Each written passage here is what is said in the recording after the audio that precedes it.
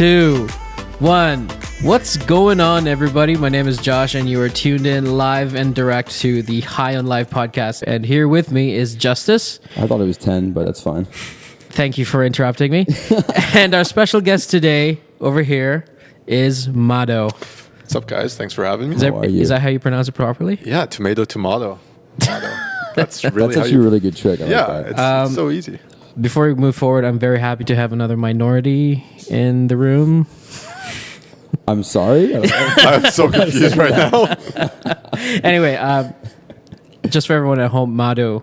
Well, this is what Justis wrote. He's a professional hobbyist photographer, visual artist, and he only picked up the camera 3 years ago. But he has quickly become a local leader in the Vancouver photography scene. Is that true? It's weird when you point it out like that, but yeah. Is it accurate though? Yeah, I picked up the camera March 2016, so like literally 3 years. 3 years ago now. Yeah, it's changed my life. Love it. It's my escape as a hobby, but slowly turning into a profession. That's awesome. It's really fun. Man. Yeah, it's really fun. And aside from that, you're also like the key creative guy for, what is this? Creators of Vancity.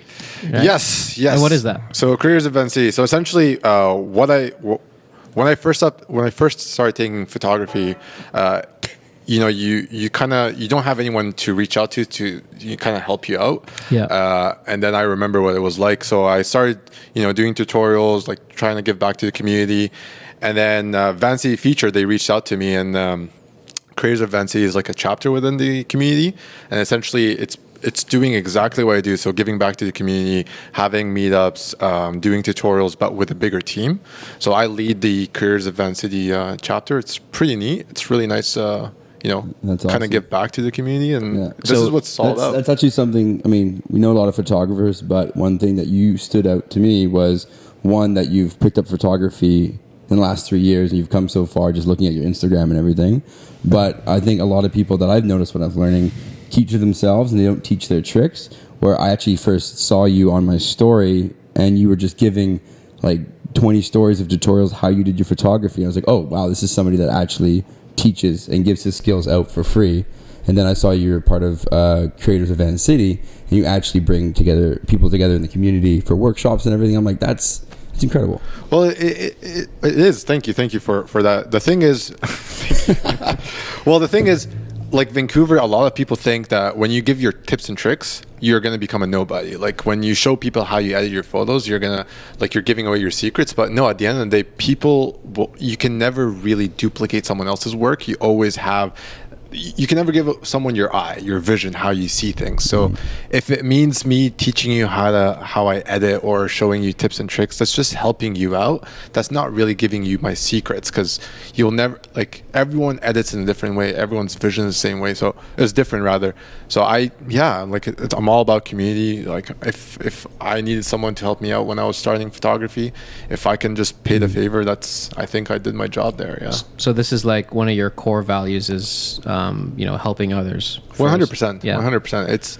It's not good to be like, I say it's not good to be on top on your own. You want to have a community that backs you up, and the only way you can have that is like giving back to people, like helping others. And yeah, that's one of my core values, if anything. Yeah, that's a great way of putting it. I like that.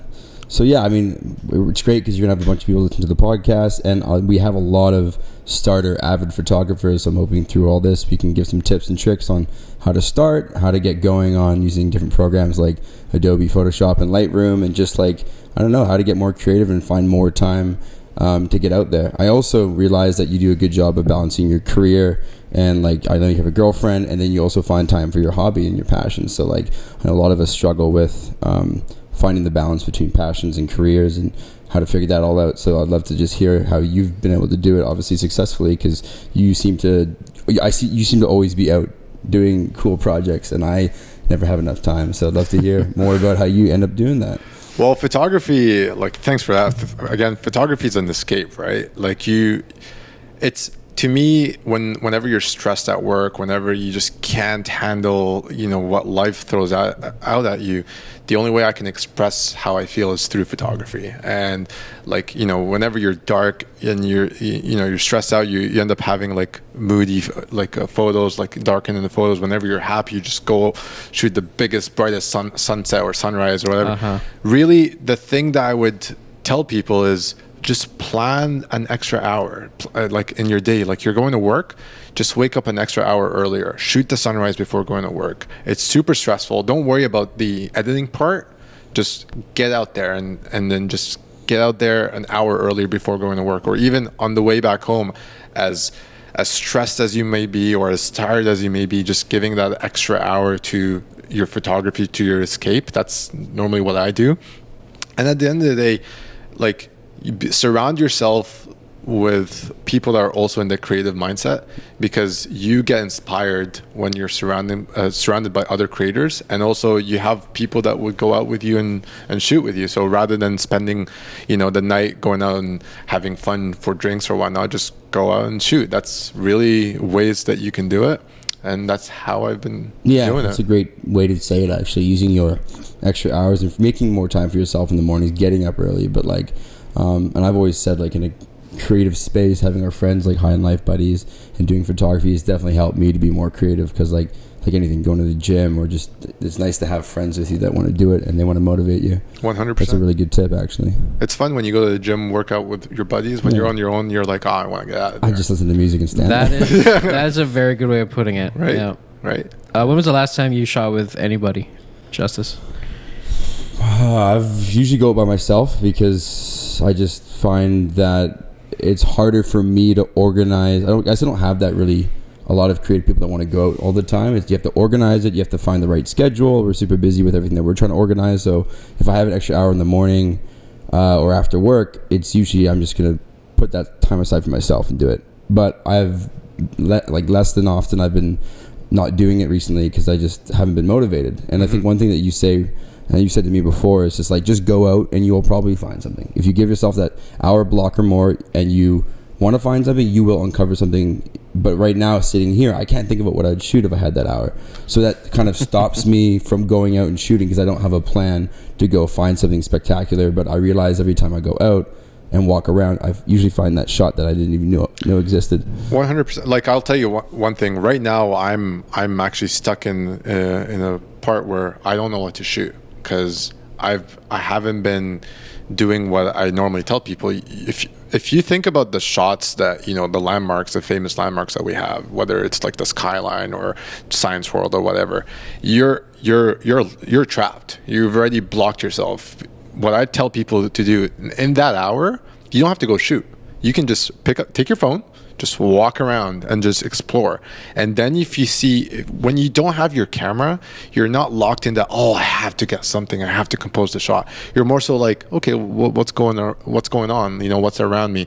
And then if you find something that's, this would be nice, just mark it with your cell phone. Just take a photo. Mark it with your cell phone. I've really learned a lot in the first 10 minutes here. Like, honestly, that's really what, like, when I tell people go out and just explore, I don't mean take your camera. It's because taking your camera when you're exploring, you're also blocking yourself. I have to capture something. You don't. You can scout locations. You can explore the city. And I tell people, just go to the areas that you would never shoot. And that's really where you discover the nice little gems. I'm going to use that tip, actually, because I know that the last time I went out, I blocked 2 hours, went out for a bike ride, but I got stuck in a couple locations, and I took some good photos, but it stopped my productive research to find more places, and it kind of limited me. And I was trying to do like a sunset thing, which is a small window of time. So I mean, I got a couple great photos, but I could have spent more time searching out better places and had more of a arsenal to choose from.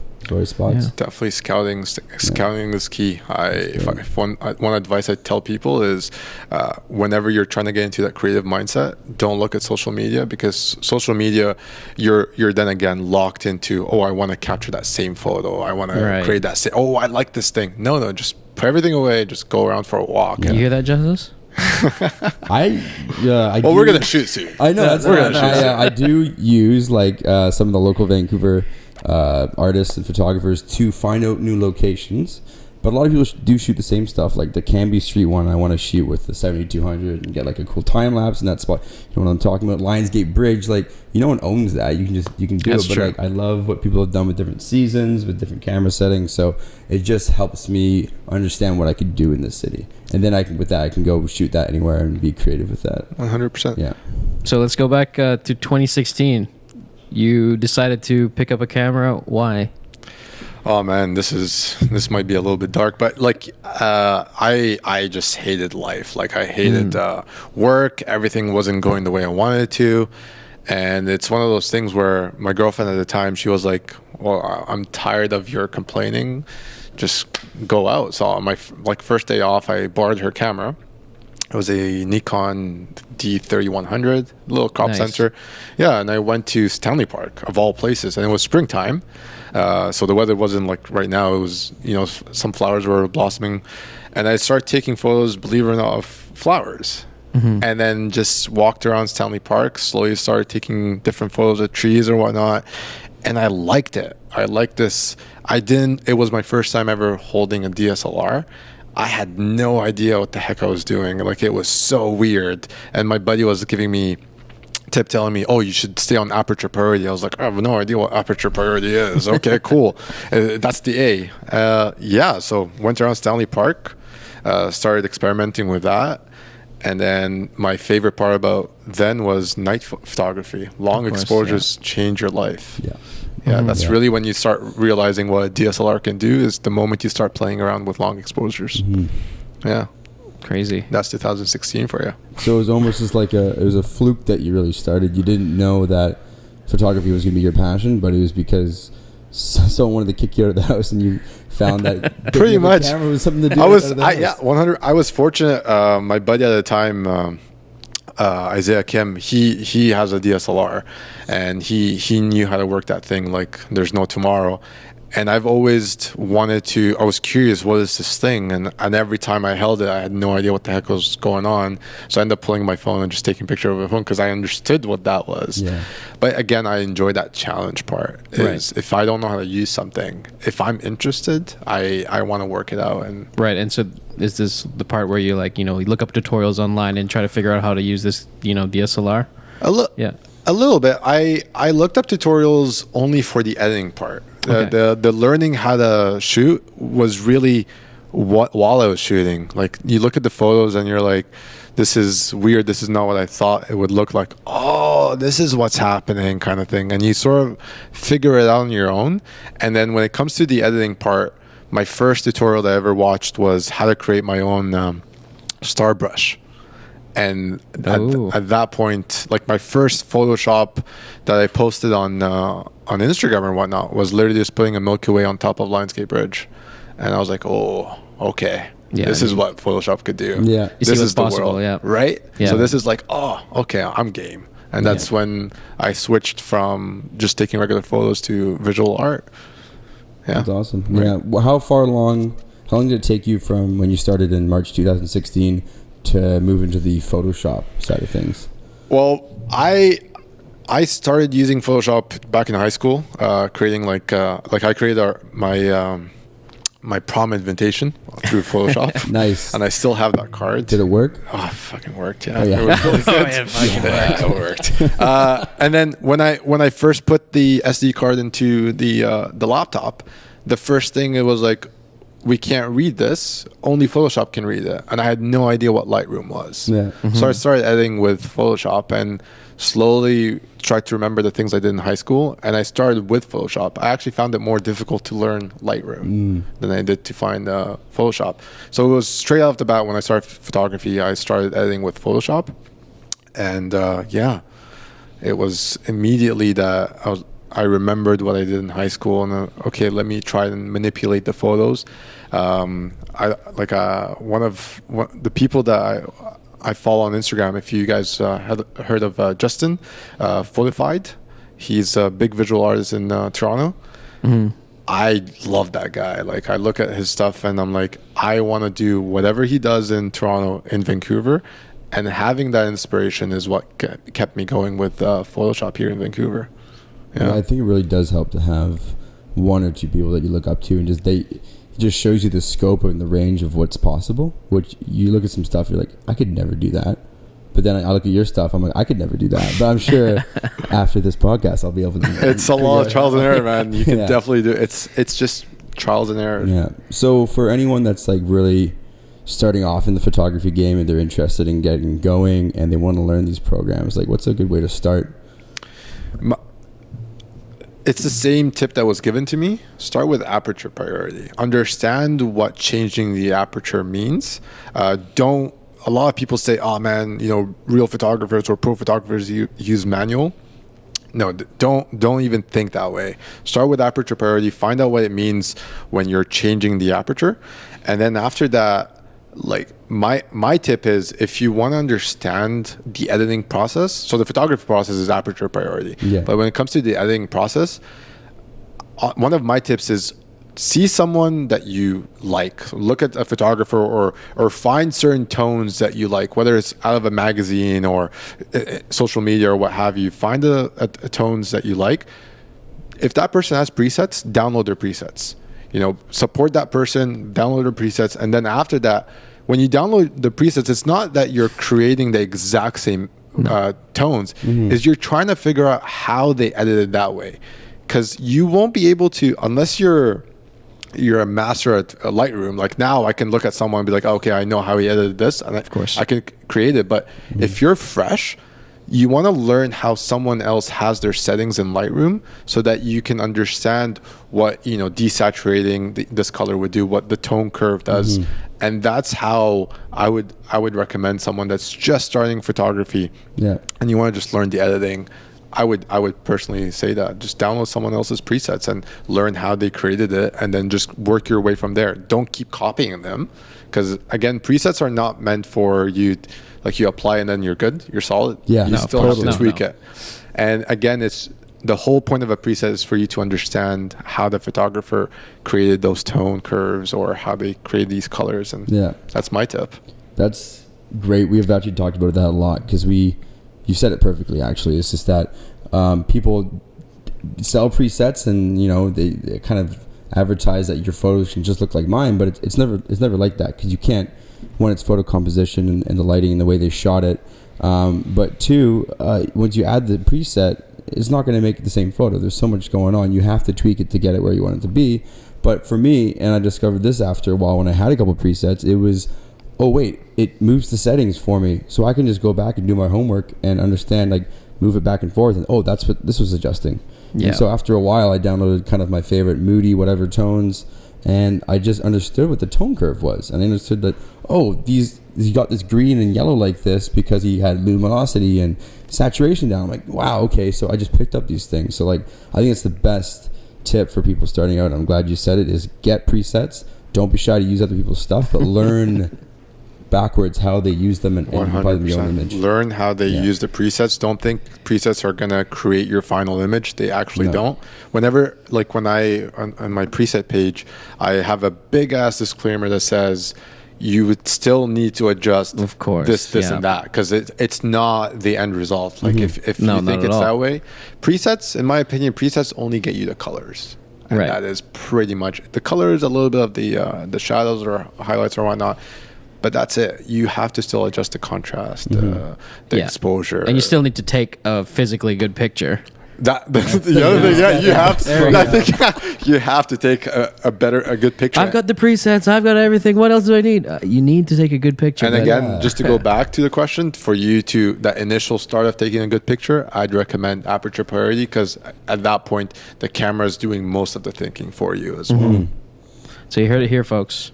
Aperture priority and a bunch of presets. That's great though, because I think a lot of people forget that like everything comes from the camera, but also before that, everything comes from your mind and what you see. Oh my! And so before you even dive into, like, I think I went a bit too fast sometimes with my photography. I went straight into Lightroom and tried to edit stuff that wasn't that great. But then I humbled myself by realizing that you have to take time, you have to compose something, you have to be, intentful and thoughtful about it. And then when I started to add on Lightroom and stuff, I just realized how more impactful those photos can be. 100%. And I think that's the best way. You don't just buy the program and then think everything's going to be great. No. Yeah, man. Like you said, like 100%. The last tip I would tell people is just don't be afraid to just trial and error. You're not gonna like be very patient. Like if there's one thing I would stress more than the presets, more than aperture priority, more than anything, it's just you have to have a lot of patience. Right. Don't think that you're gonna do it like this. Remember what got you to start photography in the first place. It's not competition. That's a good way. Well, it's not competition. It's not about who has the best photos. It's at the end of the day, if you enjoy the aspect of photography, you should have the patience for it. Try something different, learn, and it's a learning process. So do you think that's what blocks people from really getting the results they want? Is that not having enough patience? Not having enough. Because sometimes I think new guys they want to start off with the camera like, oh, how do I get this? How do I get this? How come my photos aren't showing up like this? Yeah, like a lot of people, you do have people that reach out to you and tell you, hey, like what camera should I buy? And I am the worst when it comes to technology. Yeah. I really don't know which camera you should buy. Yeah. I tell people you can create such good content just using your cell phone. 100%. It comes down to the eye. Like what you have, and you can create amazing photos with cell phones. Just as long as you have that passion, you can create whatever you want, man. Like don't be in a hurry to get presets and you're like, oh man, I'm gonna create such bangers. Nope. Be patient with yourself. Yeah. I think a lot of people who first start out, they obviously see everything, the holders, that everyone that's just doing amazing stuff. They think they can get there quickly. They think there's shortcuts. They think you buy a nice camera, you buy some great presets, you're there. No, you're not. Like every step of the way, I look at like my stuff a year ago, which I thought was pretty good. Now I think it looks like shit. Let's look it up. But yeah, you can probably show them. But like that's what I love about it is the patience that I've taken over the last couple of years. Have excelled when I thought I was doing okay, but it actually looks like crap. I've gotten a bit further, and I can't wait till a year, 2020 to this date, how much better I've gotten. That is, you're right on the money. It's amazing how you look back at time and you're like, whoa, I did it like this. Let me see what I can do now. And it's always like that. Don't think that you were better at one point of your life than you. It's just different phases of your life, and don't think the photos that you've taken a year ago are bad. It's just back then you had that set of skills, and now you've expanded your skills, and you can just take different photos. Yeah. That's true. Actually, they're not shit, but they're kind of shit actually. Yeah. How many likes did it get? Like 2? Probably 2. How bad was it? I don't know. It's a selfie, pretty much. Yeah. So I've yet to take selfies. Yeah, don't do it. It's a trap. Let's talk about this community that you've come across, or that you're leading now. Like, how did you end up making your way as the leader of this community? Well, it's funny you should say. Like, I started this thing where I was tired. Not tired. I was tired of telling people no. A lot of people, they reached out to you and they're like, "Hey, do you want to go shoot?" And it's honestly, you're busy. You just, like you said, you have work, you have girlfriends, you have friends, you have your life, and then you want to do your own photos. So whenever someone says, "Hey, let's go shoot," it hurts me every time I say no, and I feel like I'm an asshole for saying that. Here I am saying, "Oh, I'm all about community. I'm going to help people," but when someone says, "Let's go shoot," I was like, "Oh no!" Yeah. And so it started out with me hosting my own meetups. Hey guys, this is what I'm doing. Come hang out. And that way I'm bringing everyone involved. That way I'm not saying no to people. So if you did want to hang out with me, if you did want to come shoot with me, this is when I could do it. And then the boys at Vancity feature, they saw that I was doing this. They themselves host meetups. And then they were all about community. So then Joel reached out to me and said, "Hey, like, we love what you're doing. Imagine what you would do, or how things would be if you have a team." And that was the thing. Like, imagine doing High on Life just on your own. Ooh. How much stress would you would like? Screw it. I'm not gonna do Instagram stories poorly done. Right. So imagine if you have a team behind you that's supporting you and giving you feedback on the ideas, on what you should and should not do. And that's when Creators of Vancity came in place. Since then, we've hosted a few meetups. We have this thing going on right now, Tutorial Tuesdays, which is, again, a stress relief. So I don't have to stress about giving the entire content. I have the community as well. It's bringing the community. Hey, you might have something that you can teach us. Do you want to be featured on the Tutorial Tuesdays kind of thing? And like I said, it's all about giving back to the community. I am who I am today from others giving me feedback, others helping me throughout the entire journey of my photography. It's my way of giving back. It's our way of bringing Vancouver people together. Because you said yourself, there's a lot of Vancouver photographers that want to start photography, but they don't know where. They don't know who else is involved in, who else in their friends is involved in photography. So we're creating a space where people that want to start photography, they can just come in and join and, you know, network and get to know other creators within the city. That's Creators of Vancity. So your initial group, like when you were just starting out by yourself, it was just me. And what were you doing with these groups? I'll tell you an example of how much of a mess it was. Like I remember the first meetup was around Gastown, and we met at Tim Hortons right outside Gastown, and people were like, "All right, so we met up. What next?" I was like, "Oh, I guess let's just walk around and start taking photos." And then it turned out amazing because you start talking to people as you're walking around, and you know, you tell people what's up, this is what you're doing, this is what they've done, and you start getting to know others, and then they become friends. Excuse me. And then later on, they reach out to you like, when's the next meetup coming? And you're like, oh wow, I've set the expectation. Okay, I'll do another one at Falls Creek where I'll show you how I recreated this image. So come join me, and then we'll create this image. And that's really how the small little community meetups on my personal brand started. But it was hectic because trying to plan this whole thing on my own. How many people would come to that? When I was on my own, the maximum I've had was 40 people. What? It's decent. That's really good. Yeah. I mean, yeah, it's at first it's, you know, you go there and you're like, no one's going to show up. Like, dude, come on, like, look at yourself. No one's going to show up. And then you walk in and you see a bunch of people with cameras, and the first thing that comes to mind, okay, you're in a very popular spot. These guys are not here to see you. And then slowly you see everyone looking at you, and you're like, oh crap, I have to say something. I have to get these people to walk around with me. Yeah. And that's when you realize there's more than just you taking photos. Now there's a different part of you that you're essentially showing the community what you're all about, bringing people together. It was really tough at first. It's easy now. It'd be a bit intimidating. It is a little bit intimidating, or what? But it's fun. You meet every single, like, we've had people from 13 years old to 75. Really? Like it's insane, the people that show up, and that's when you start appreciating. You're like, dude, I like this. And I'm a people person. I love talking to strangers out and about. I'm kind of the creepy person sometimes. It's okay, stop be talking creepy. to me, right? Yeah, that's fine. But yeah, that's I was gonna ask you, the older people that come by, you know, what kind of gear do they have? Because I've been to one of these events, like with you know, group shoot and whatever, and it's the older people that come by, they always have like the biggest lenses, biggest flash, biggest cameras, and it's just like, oh yeah, I spent money on this. Is that the same for you? Man, so you don't have to say. No, I don't. You can blink twice for yes. You know, so there's this one guy. I suck at remembering names. This one guy came. He is from Seattle, and he was an old gentleman. He came from Seattle all the way to Vancouver for our meetup.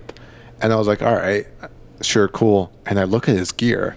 He has a 7200 f2.8 Nikon and has an 850 and a Nikon D850. If anyone knows, this was my dream camera before switching to mirrorless. And I'm looking at this guy and I'm like, why are you here? Like, dude, just go home. Yeah. But again, it's a very humbling experience that, you know, regardless of what kind of gear you have, everyone at the end of the day, you're there for the love of photography, and that's the one thing I really love about the community overall. Well, one thing I think Vancouver lacks is a lot of ways for people to connect and get together, no matter what your hobby is. Just like it's a pretty sleepy city when it comes to people networking. Just what I've heard, people come here and it's hard to meet people, especially in your own hobbies or whatever you're interested in. So what you're providing is just a cool way for people to get together and, you know, learn from each other. But I think, like, for the older gentleman who has a really nice setup and probably already knows what he's doing, he probably just wants to meet people or network or see something from a different perspective. right? It's just different like perspective, so it's not all about the photography and the creation aspect, but it's like, you know, you might make a best friend or someone to shoot with, or just learn something you never thought of from somebody that sees photography from a different angle or whatnot. And I think that's great, especially in the city. 100. Again, the city. What I realized, Vancouver is amazing. It's beautiful. It's got a lot of talent here. But what if someone isn't in the photography passion just for themselves? What if you actually want to meet people? What if someone wants to make friends with other creators? And that's really what it's all about. Mm-hmm. That's what Vancouver kind of lacks, if I'm being honest. It's something that brings the people together. Yeah. And if we can create a space for people to come together, dude, it's amazing. Like, you have a lot of people that are interested in joining networking events, because, you know, a lot of Vancouvers, like a lot of people that come to Vancouver, they're newcomers, whether you're a student or you just moved into Vancouver. You're like, crap, well, I need to network. So it's having that space for them to network. Yeah, that's very true. And how many people now come to these meetups? Well, the first or second meetup that we've hosted was at the Harbor Center, and that was about 85 people showed up. Wow. For a sunrise shoot too. So it was pretty surreal. People are waking up to, well, it was Harbor Center. Everyone wants to shoot the sunrise from over there. So we had exclusive, like the place was just for us. 85 people showed up. Wow. And it's more people are showing up, and that's the crazy part. Is I am so glad I'm not doing this on my own, because I can't take care of 85 people. It'd be a shit show. It'd be people like, yeah, so we're just gonna walk here and just have a megaphone. fun. Okay, everybody. All right, buddy. Everyone sunrise. This is the sunrise. Shoot it. Like, that's the thing about these meetups. It can't just be a meetup that you perform. You have to have an agenda.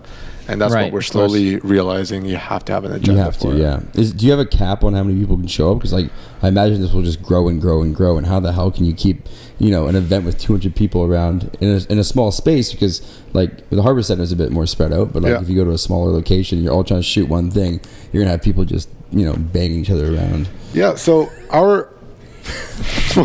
well, yeah, people would be banging each other around. Yep. Like, that escalated so quickly.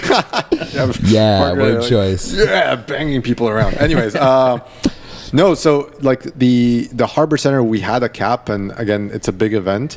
We have a meetup happening this Saturday. We capped it at 50. Okay. We sold over 50 tickets, so hopefully we don't get kicked out for having too much people. You have to cap it. Yeah. It depends on where it is, because I think we will reach a point where, even though we're using public space, you can't just have 100 people showing up there and you're like, okay, boys, so we're just gonna take care of take over this entire parking lot and just use it for our own benefit. You have to start capping it, and then that's when you don't just want to create a meetup. You want to have a specific meetup. So whether it's a collab that you have with a brand, or different locations, or even going on a trip, right? Mm-hmm. So we're planning a meetup where it's not just going to be Vancouver based, it's going to be outside of Vancouver. So again, you have to cap that. Yeah, of course. Well, that's crazy. Actually, how often do you guys do these? Is it monthly now, or is it? It's, as an organization, we do at least four a month as a chapter. So for the creator side, the most we've ever done was 4 in a month, just as a chapter. It gets pretty hectic. We have so many plans, and we want to do this, but you know, life kicks in and you can only do a bunch. But at least once or twice a month, that's a bare minimum as a goal. Okay. Well, okay, say for example I show up to one of these. All right. The next one, maybe, for example. What are we going to be doing? So our next one, well, there is one or happening. If people don't know what to expect, you know, I want to join this, but I don't know what will happen. What happens at one of these things? So if you're attending one of our meetups, you're attending it because you want to network. So that's the first thing. You want to network with another creator. Right. And again, you also are going there to offer something to someone, and also someone is going to offer you something. So expect that when you show up, there's a lot of gear.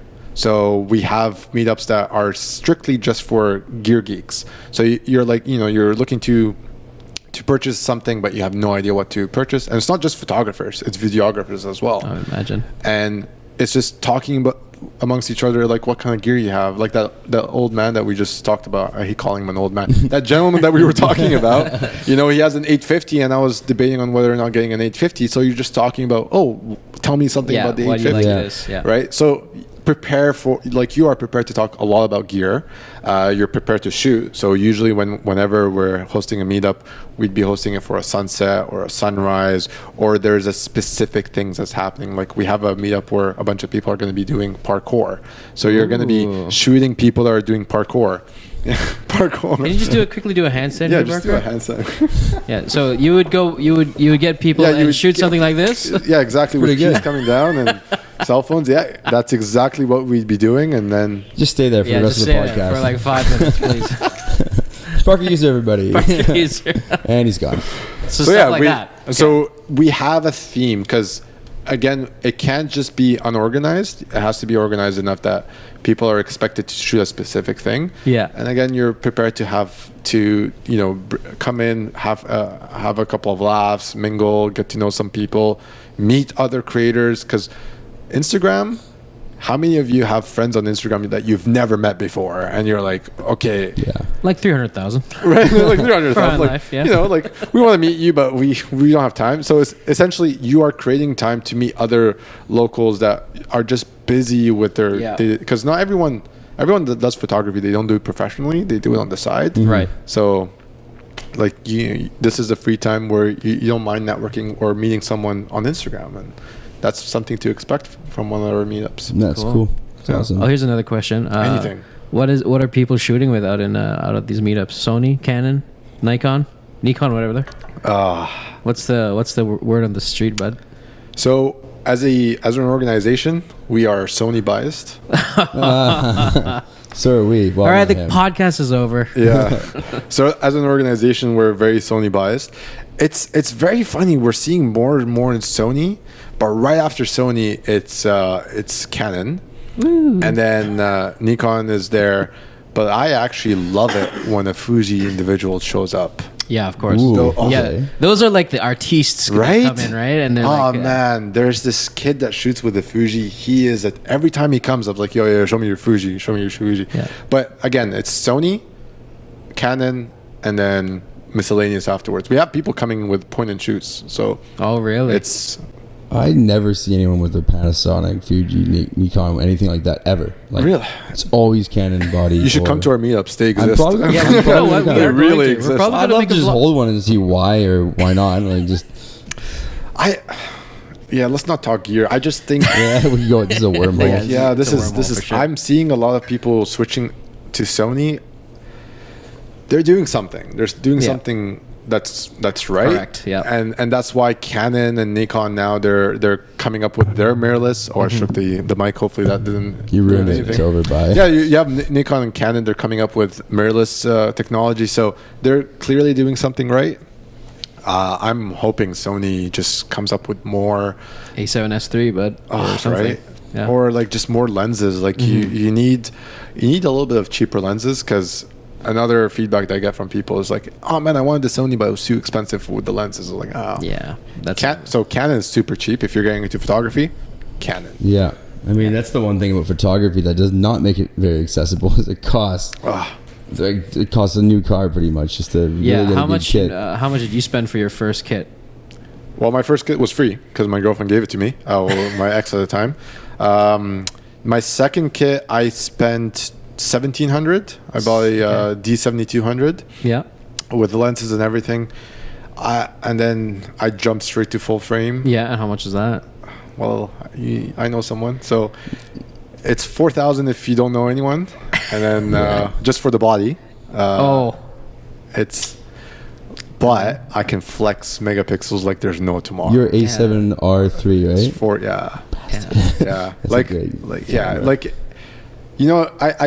I mentioned this earlier, like it doesn't matter what gear you're using. Gear does help only when it comes to like your printing or when you're cropping and all that sort of stuff. My advice, if you're getting into photography and you're like thinking what kind of gear I should buy, look at your mates that are already into photography, see what gear they have, buy whatever gear they have, because you are going to change lenses. If you're the only person that shoots Nikon, which I was the only person out of my friend group that shot with Nikon, I couldn't change my lenses. I was just stuck with whatever I have, and everyone's interchanging their Canon or whatever. So pro tip, if you're buying a camera, look at your friends. What kind of cameras do they have? And trust me, even though you can buy a much better camera than what the manufacturer makes, trust me, if you're just getting into it, buy what your friends 100%. Have. That was like the pro tip that Alexi gave me when I started. It was just like, make sure you get a Canon, because all we have is Canon glass. Don't buy Nikon or something like that, because then you're gonna be shooting with one lens, or that's it. You're gonna be the only person, and if you're the only person shooting with a Nikon, then you're like, oh well, I only have this strict focal point and I can't change, right? Yeah. You don't want to be that person. Yeah. So you've got a full career right now. You've got a relationship and you've got a passion. How do you find? I can't find balance in my life to just do all three of those things. How do you find it? You obviously do your passion very well. I don't know about your relationship. How's your job going? I think there's been updates to that. I think. I'm not sure if you can share it, but. Anyways, so let's not update the relationship status. Sorry, I didn't know this. I didn't get the briefing. Well, right. We're engaged now. No, we're not. Where is this going? Where is this going? Yeah, I don't know. So up to you, man. So relationships could just be even with your mates, right? Because really, at the end of the day, you're gonna want to hang out with friends. You're not just always gonna hang out with other photographers. You just want to hang out with people that don't shoot. Yeah. The only way I can tell you how I manage to do it, and it's not a great way, is I say yes to everything. That's very antithetical. It's so bad, and you reach a point where, because you say yes to everything, you have this point where you're just an introvert and you don't want to see people for a very long time because you've been seeing a lot of people. But a pro tip that I would give people that I'm starting to do is manage your time well. Like, like when I say manage your time well, it's not calendars. Calendars don't work for me. I hate calendars. They don't work. I have to write something down. I just say no from time to time. See the people that you really want to hang out with. And then make sure you give time for your own personal space, because again, you need some time to woosah. Like it's creating that extra time just for yourself. That's what I would tell people. So if you're not using a calendar, what are you using? I am. See, if you're friends with me, then you know how to deal with me, and and how do we deal with you? You deal with me by reminders. And if you don't want to continuously have to remind me, then it's totally fine. We won't be friends. It's because I haven't been able to change. I just keep forgetting. So we're lucky you showed up today for the podcast then. Like literally, like I'm telling you, man, if you don't remind me to do something, like I had someone to remind me that we had a podcast today, and it's just, I have so much going on, and it's a bit chaotic, eh? It can get. It's not like, oh, look at me, I have so much going on. It's just I am my job, everything just takes a toll on me, and when I just want to be on my own, just be on my own, and I keep forgetting. So it's having that someone to remind you if you're on the calendar. So I actually am now gone and become a Google Calendar. I just bow down to the Google Calendar now, because Ben has made me, just put everything in there, which has actually been saving my ass, and I don't forget stuff now, but everything's in there. But I think the structure of actually having everything in there creates freedom for myself, because I know when I can block off time, and I'll actually put in the calendar, this is 2 hours to myself, creative time, and my friends will see it, and they can't book a meeting over that time, or like if someone says something, I know I have something to do, and it's just like I actually have to schedule time for myself. So like time management, as you said, I didn't do that before, and I was just saying yes to everyone. I was going out drinking. I was not focusing on the stuff that really makes me happy, or really was like building myself. So now it's about like actually blocking time to force myself to be creative. And like I love being creative, but sometimes you're tired at the end of work and you don't want to go do it, but you're like, do it, fucking go do it. Just go out and be creative, and you love it when you're out there. Like, I'll tell you one thing that helped me when, again, I didn't have a calendar or anything like that, is if you go to work, if you drive to work, if you're fortunate that you live somewhat close to work, like for example, I used to work like a 10-minute drive away. Like, I just drove to work, but as a walk, it would take me 40 minutes. I would choose to walk instead of driving.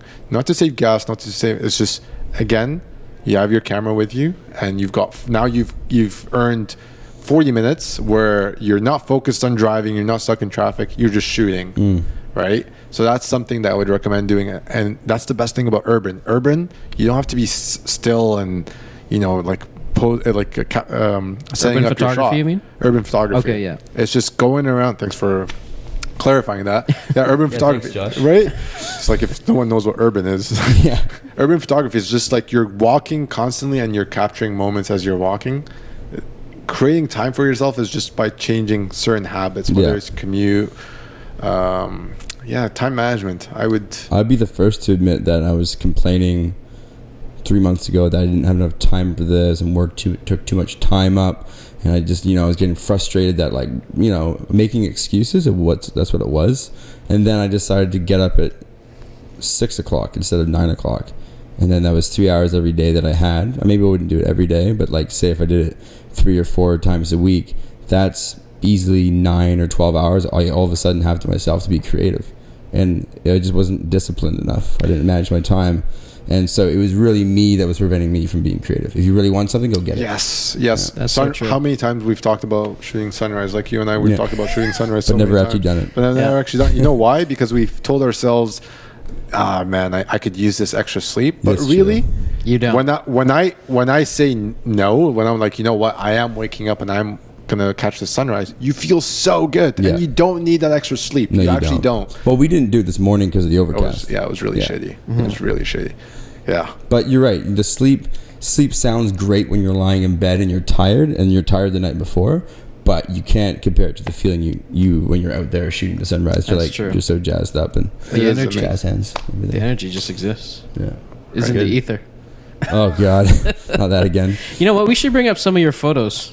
Can we do that? Can we do that? Well, I can screen record my phone. Yeah, well, let's screen record from your phone. Instagram is currently messed up right now. Instagram is really messed up. Yeah. You can just use my Dropbox. Because I love you are actually we should talk about photographers versus visual artists, where you draw the line. I mean, that's another one. This is some people, I love when I said, can I call you a photographer and a visual artist? And you're like, yes, I am both. I love visual artists too. But some people are like, no, I'm only a photographer. I'm like, dude, you paint that moon in there? He's like, yeah. I'm like, you're fucking both. Photography and visual art. Yeah. I called myself a visual artist before I called myself a photographer. I used to not call myself a photographer at all until I got into urban photography. Urban photography is a thing of its own, because I think the best thing about urban photography is you can't add anything. It is what you shoot, and it's your tone, so you can't add anything. The moment you add anything, it's urban photography. Yeah. Sorry, it's visual art. Yep. Yeah. Visual art, I would say visual art, anytime you use Photoshop or any other tool to manipulate the photo, that's visual art. And by manipulating, I'm not talking about, darkening the vignetting or whatnot. No. Basic stuff, no. The moment you include something that you can't capture with a regular camera, that's visual art. So color toning, changing my jacket from green to blue, that's fine. So I could be wearing a blue jacket. I would say that's photography, because really cool. that's just well, it's such a big question. Yeah, it is. Right? It is. Yeah. Okay, so my visual art, I remember putting a girl in a puddle. That was we'll bring that up. I love that. I'm going to bring that up right now. Bring that up. That was the first time I ever did. That was, to me, that's beyond visual art, because unless that puddle is... Okay, so I'm going to show you. I'm going to show him this one because I love this one. Just to start off with. Show him that one. So we're screen recording. This right. one is obviously visually art because the road and the landscape bridge does not do that. Yeah. But where do you? Let's just start with where do you come up with this concept? Why do you decide to do this? It's amazing. I've done this a long time ago. This is my second or third time editing the landscape like that. Mm-hmm. I've done this by... See, I tell people ask me, where do you get inspiration from? And I just tell them everywhere. Everywhere. It's a very artist answer. Right? Yeah. But it really is. So true. believe it or not, the first time I ever did this, I was reading an article about the iPhone 6 Plus and how it bent. And I was like, oh, wait a second. Lionsgate. Oh, bend gate.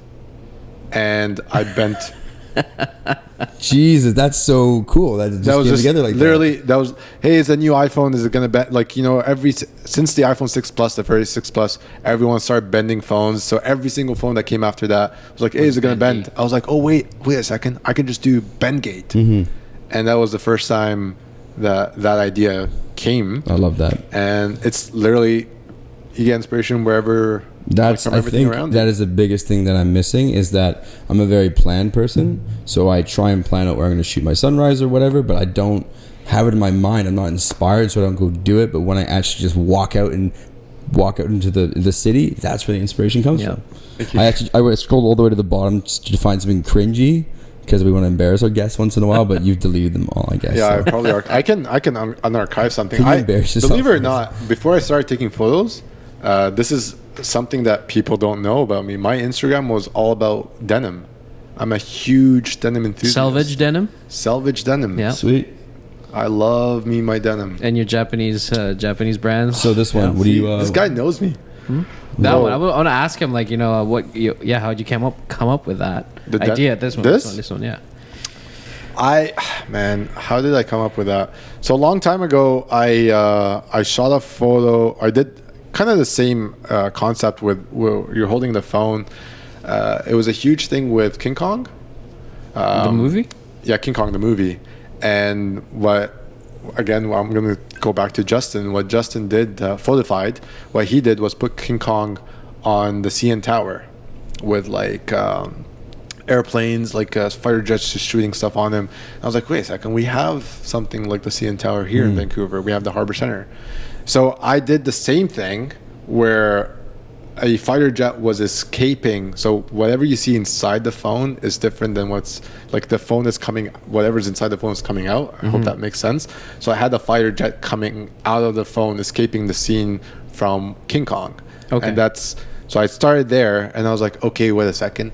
What if it wasn't just the only thing that's escaping the scene? What if the cityscape, half of it is in the background, the other half is escaping the phone? And that's where this idea came about. You sort of, I know that you get into the Photoshop thing. You're like, what if I try this? What if I try that? Yeah, that's great. I know it's very hard for me to explain what goes on in there, because it's really messed up whatever goes on in there. Yeah. But essentially, that's what it is. Is the one you're talking about, that's on your account somewhere, or is on Justin's? It's on Justin's, and I've created one on my account with King Kong a few times actually. We'll bring that up in post, I assume. Yeah. I want to show everyone that the one you actually have a couple of. I think it's in Gastown. There's a girl in the puddle, and they're very well done. I can't get to it. We'll just show it later because Instagram's down. Instagram's down there today. Yeah. But like you, just like, where does the idea come from to do something like that, and how long does something like that take for you to create? Good question. First time I ever did it was Bella Stock. Again, 2-3 years ago. The idea was, I'm all about mental health. I heavily believe in mental health, and I wanted to showcase what mental health means through a photo, because like, how can I do that? And I started thinking about it, and then I saw people putting like swimming pools in the middle of the road and all that, and I was like, all right, mental health. What is mental health? Mental health is someone that's locked in their mind, and they could be in the middle of, they can be surrounded by others, but it's just them feeling that way, and they're like, no one's listening. So then I thought of that, okay, how about creating that idea of putting swimming pools in the middle of nowhere, and then creating it in a city with mental health. So I created this image where in the middle of Chinatown there was a puddle, and I just found a perfect stock photo of a girl that was just looking down, and she just looked sad, and I just put that up there and created it. It took me about an hour and a half to create this, just looking through stock photos, editing the idea, creating the tones, because again, it was when I was starting to edit 2 different photos that were captured at different times. That was the first time it ever occurred to me putting a girl in a puddle, and that was my first photo that like kind of blew up per se. And then since then, when I tried to recreate it, like, excuse me, it took me about 10 minutes now. Wow. 10 minutes to Really? create. It's just once you have the photos, once you know what to do, You can very just simple. identify It's what just you need boom. to do. Technique. Yeah. Practice. Do you always start with Lightroom, then move to Photoshop? I now start with Lightroom, switch to Photoshop because everything syncs. Yeah. Yeah, So I that's start right. Moves right over. right. You start with Lightroom, do your tones there, and then switch to Photoshop. Photoshop, you kind of have to adjust your tones every now and Yeah, then to of make course. everything blend. But I always start with Lightroom Yeah, and with that's a good Photoshop. tip. I guess I wanted to ask you: do people give you shit for, being a photo manipulator or visual artist? Do you think there are people out there that exist? Oh, yes. Yeah. I know there are, but I just Yes. I want to know if you've come across these type of people. I came You're not across, an artist. yeah. Right now, I don't come across it as much unless like my work gets featured and then you You read scroll the through comments, with yeah, comments yeah. or whatever. But I remember one of the captions I've had, I put like a Milky Way on top of Lionscape Bridge or something like that. Yeah, who hasn't? Right? Justice, you were trying to do it like a couple of Right. months Yeah, I ago. deleted weren't that photo. It sucked. a long time ago. And one of my captions, or I forgot what photo it was, but here's the funny part, is one of my captions was the world as I choose to see it. And that's essentially my brand. My brand is the world as I choose to see it. And I always include that, this is edited through Photoshop. I strictly tell people, this is fake. And then someone said, oh man, this is fake. You would never see the Milky Way on top of the city. And in my mind, I was like, yes, but it's the world as I choose to see it. Yeah, relax. And that's, to each their own. Yes. Right?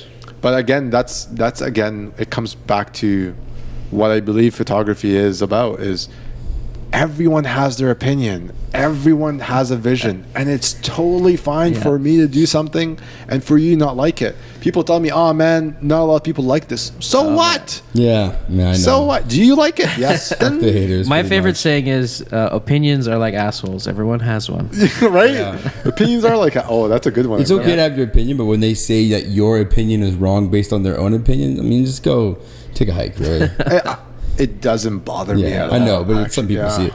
I just don't need it. I don't let it affect me either. I've been in this social game enough that like things just bounce off of you. But for people that are just starting out and they put something out there and someone's like, that's fake or doesn't look like that, I'd be like, that'd be like kind of disheartening, I think, right? If you don't have a tough exterior for that stuff. Yeah. I think the funniest, so when the blood moon came into the world, I took my own photo, but like I know I can just take the moon and Photoshop it behind Vancouver, this big or whatever.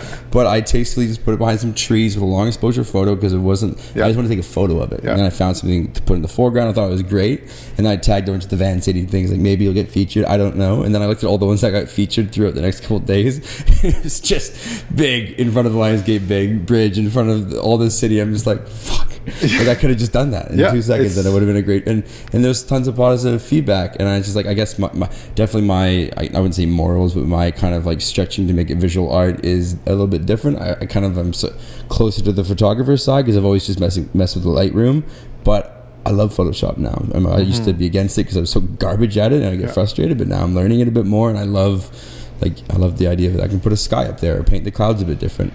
Right. Like I tell people, Photoshop is meant for you to really showcase what your mind was seeing. Because really, snap. Yeah. right? Because when you're taking a photo, or at least when I'm taking a photo, it's what I'm seeing is not actually what the camera is seeing. So that's even if without Photoshop, even just with Lightroom edits, when you're editing it, you're editing the way you saw it when you were capturing it, and that's just your vision. No one, like if someone hates on it, that's fine, man. That's just how I was seeing it. Like, yeah, I think if you just want to create art, no one should hold you back. it's subjective. Don't say you're a photographer and be a visual artist because that's just, right. I'm just saying, that.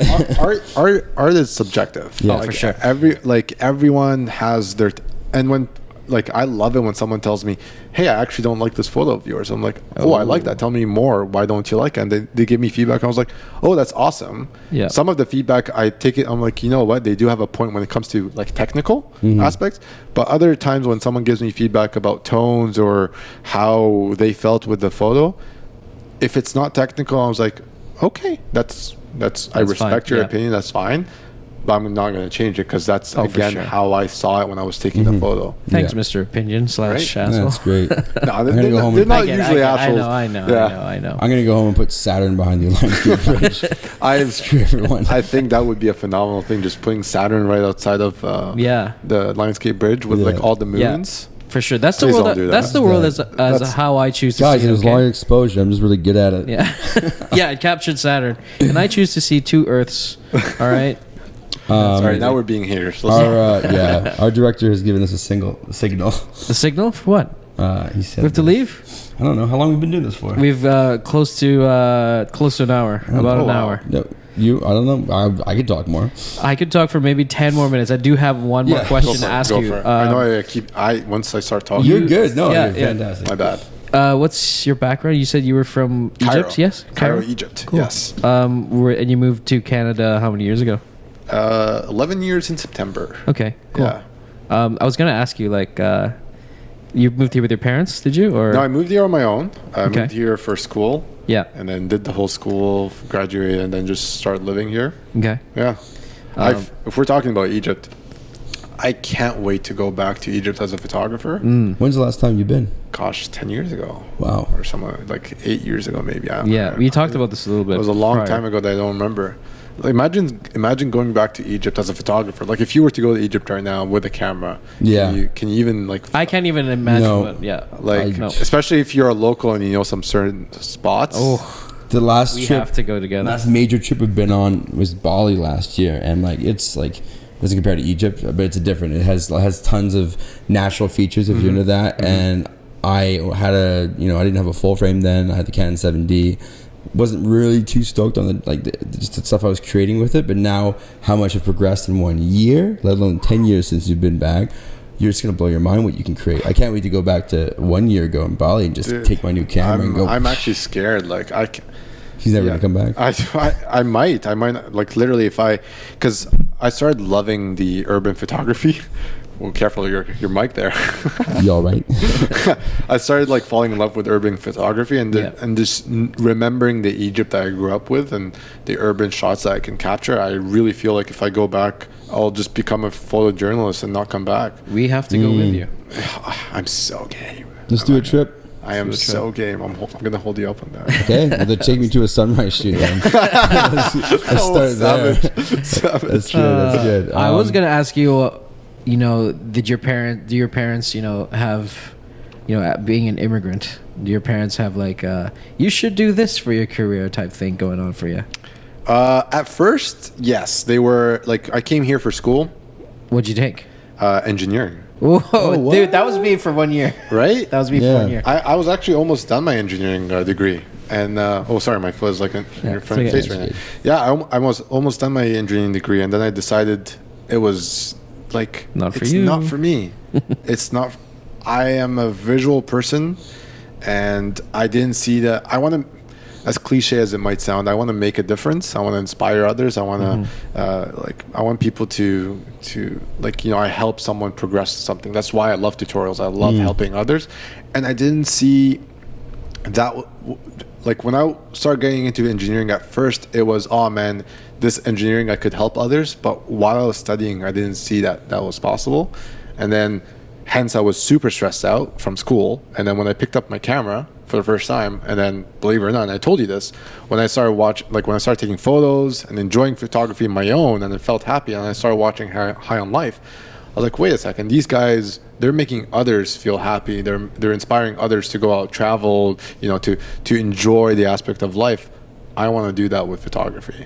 Yeah. And that's when I realized this is what I would rather do over engineering, and I just stopped school, and the rest was history. Wow. Yeah, I think I felt the same too, actually. Because I told you I did engineering for 4 years. Oh yeah. And I like creating stuff because you could, but there was working for the government doesn't really allow you to be as creative as I wanted to be, and it didn't really inspire people. I didn't really get to connect with people.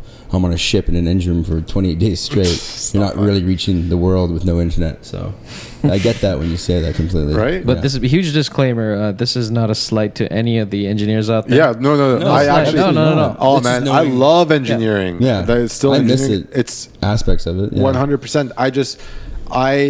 I want want to have a role in this world in inspiring others. And as I didn't see myself inspiring others as an engineer, but I think and I'm hoping I'm inspiring others as a photographer or a visual artist. Yeah. And that's really my goal. I guarantee there's some photographers that started as photographers and became engineers because they're like, I don't like this creative stuff. Right. Yeah, fix things. We should I wanna have fix them on the things. podcast. I'm tired of Yeah, this camera not exactly. working. It's like, Yeah. oh man, this Sony's not working. What should I do?